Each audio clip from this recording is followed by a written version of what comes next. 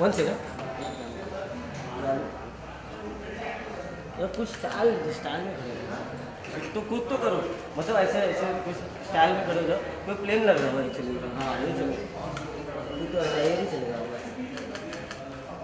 ये दाढ़ पड़ती है। हाँ बस बस।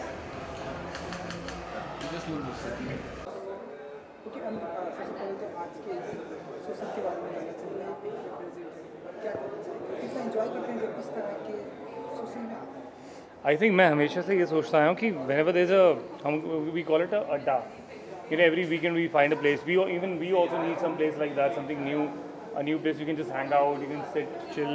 In fact, there's a light band thing area where you have a light band inside the social. So हम लोग खुद ढूंढते हैं ऐसी जगह कि कोई एक नई जगह मिले जो आई थिंक सोशल अंधेरी में एक सोशल होना ज़रूरी था। जैसे अभी रियाज भाई ने बोला कि इन द इन्विटेशन ऑल्सो कि आई थिंक आपका अपना एक सोशल अंधेरी में भी होना चाहिए। So this time they've got it in Andheri. It's much more easier because normally when you travel in Mumbai, it's much more difficult to travel. It takes a lot of time. Bandra jao, you go further town में. So if you have one in Andheri, then it's convenient. Fantastic. ये बाहर ये social होने का actually मौका मिलता है, जैसे कि आप हैंग आउट आप करने जाते हैं। See, हमारे लिए what I would say, normally people say we go out on weekends, but when we are shooting, we don't have time. Whenever we have a day off, then that day it's kind of weekend for us. So normally even if it's on Sunday, it's Monday or Tuesday, anytime we plan, bunch of people plan together, we go meet people, and it's a good place to actually have a little music around, थोड़ा music हो और साथ के साथ आप एक दूसरे की बात भी सुन सकें। तो वो एक एम्बियंस वैसा होना बहुत ज़रूरी है कि आप you socialise at the same time, you meet new people. आपके दोस्त ये हैं, मैं इनसे मिलूंगा तो ये मेरे दोस्त बन सकते हैं। So more like that, you get to meet lot of people around. I think it's perfect name social, you socialize like that. Okay, music की अगर बात करें तो ऐसे जगहों पे आर.डी. बर्मन के गाने बहुत ज़्यादा बजते हैं।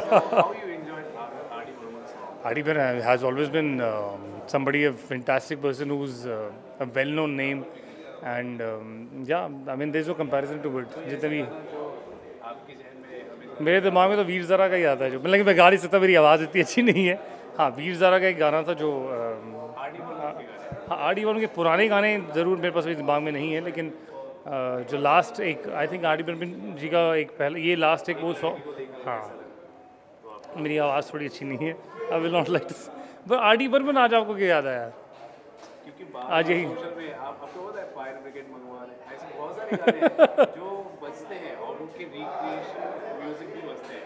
ओके। और ज़्यादातर इस तरह के हैंग आउट जब करने जाते हैं डिस्को में, इसलिए नहीं मैं आपसे पूछ हाँ, एक नई तरह के रीमिक्सेस ज़रूर बजते हैं, ये ज़रूर होता रहा हूँ। है। उनके गानों में ऐसे कशिश है कि आज भी जवानी बरकरार है उनके गानों में। That's why I am asking. वो नहीं, डेफिनेटली वो है, लेकिन हाँ हमारे इस दौर में आई थिंक उनके रीमिक्सेस ज़्यादा आए जो रिक्रिएट होके आए। लेकिन during the time of Veer Zaara when they were composition जो एक उनके जाने के बाद थी, जो they have tried to play with Lata ji के साथ। सो आई थिंक वो कुछ मुझे एक लास्ट याद है जो मुझे बहुत पसंद थी अच्छा, उस टाइम पे। स्पोर्ट्स स्टार पे बहुत सारे बायोपिक बन रहे हैं, हाँ। लेकिन म्यूजिशियन, आपको लगता है म्यूजिशियन की भी बननी चाहिए बायोपिक? हाँ, वाई नॉट। सी, बायोपिक बनती है उन पर जो जिनकी लाइफ एक हर एक की ज़िंदगी अपनी एक स्ट्रगल रही है लाइफ, जिनकी भी लाइफ में अप्स एंड डाउन्स रहे हैं, जो इंसान स्क्रैच से शुरू हुआ है और जिसने जो डिज़र्विंग आदमी है जो एक ज़िंदगी में कुछ करके किसी ने कुछ अचीव किया है। So of course there lot of singers जिन्होंने बहुत स्ट्रगल फाइट की है। हम अभी फ़िलहाल मैंने ये देखा कि स्पोर्ट्स के ऊपर या किसी एक शख्स के ऊपर जिसका एक टाइम पे नाम रहा था उसके ऊपर ऐसा बायोपिक बनाया गया है, या कुछ हिस्टोरिकल हो गया है जो जैसे कि बाजीराव नॉर्मली ऐसा आया था। तो it's more of a trend I think, but major part for a biopic is you need to have a lot of thoroughly need to do a research on it, जो कि बहुत ज़रूरी है। वो रिसर्च अगर आपकी कहीं भी गड़बड़ा जाती है, कहीं ना कहीं for the film people do it commercially, उसको थोड़ा ट्विस्ट करते हैं, थोड़ा मसाला लाते हैं उसके अंदर, वो भी ज़रूरी है ताकि लोग उसमें इंटरेस्ट रखें फिल्म के अंदर, वो भी ज़रूरी है। लेकिन एट द सेम टाइम वो इंस्पायर्ड भी रहे और गलत भी ना हो कि कोई आदमी उंगली उठा सके और ये कहे कि, तो ये बहुत ही biopic is very tough subject जहाँ पर आपको शायद 1-1.5 साल तो उसकी रिसर्च में लग जाता है कि आपको, हाँ, नहीं तो उस फिल्म के ऊपर लोग उंगलियाँ उठा सकते हैं। अभी एक मोहनजोदाड़ो जैसे फिल्म आने वाली है, तो I am sure there lot of research behind it. बहुत सालों की मेहनत होती है, आपको बड़े आसान नहीं है। बड़े पर्दे पे आपने फरवरी में देखा होगा, फरवरी में मेरी फिल्म आई थी लव शगुन, वो आई, उसका अच्छा रिस्पांस रहा था। अब एक क्रॉसओवर फिल्म है जो मैं अब अभी लीक आउट नहीं करूँगा कि क्या है। फ़िलहाल एक टेलीविज़न में शो कर रहा हूँ जो अब I think after 2 months will be going US में शूट है और एक पंजाब में शूट है। It's a crossover film. So हाँ, ये ज़रूर कहूँगा एक सिख कल्चर के ऊपर है और मेरा हमेशा से लगाव रहा है। 2 पंजाबी फिल्म करने के बाद मेरा हमेशा से रहा है कि मैं इसी कल्चर से जुड़ा रहूं और इस पर ही कोई फिल्म हो तो उससे it's gonna be more of emotional drama.